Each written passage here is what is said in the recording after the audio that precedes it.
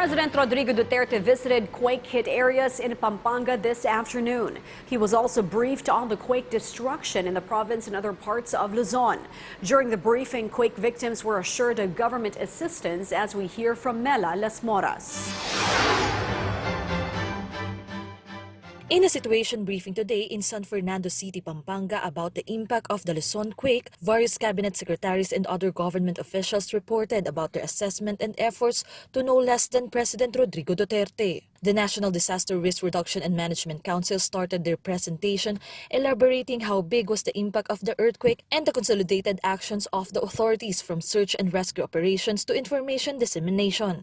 Advisories to all agencies in the concerned through fax, SMS, website, and social media, including the free alert messages through the telcos.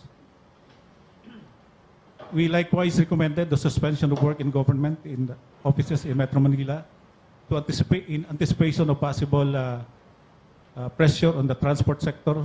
Being considered as the ground zero in Pampanga, President Duterte can't help but ask about the Chuson supermarket in Porac as to how it collapsed and what went wrong. DILG Secretary Eduardo Año and DPWH Secretary Mark Villar answered his query. It is only good for second floor, but it was actually constructed up to fourth floor.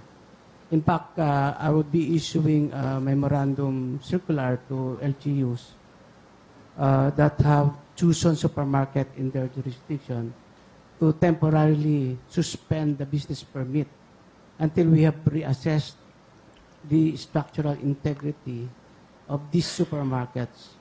It would seem that there seems to be a problem with the basic foundation. But of course, it's still too early to come up with the exact.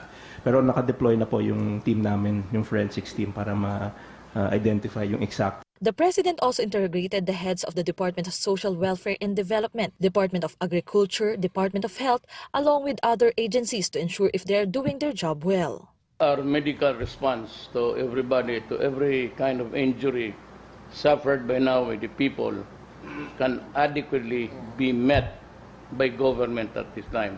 Yes, sir. No problem about the money. Wala po, sir. No problem about medications. Wala po, sir. Dugo, meron. Meron po tayong Red Cross, meron po tayong blood banks, and they're adequate, Mr. President. The DOH also reported about the latest Luzon quake casualty count, citing 16 deaths, 112 injuries, and 15 missing. Overall, the President is satisfied with the agency's efforts, so he just ordered for its continuance and, if possible, intensified actions. Mela Las Moras for The Nation.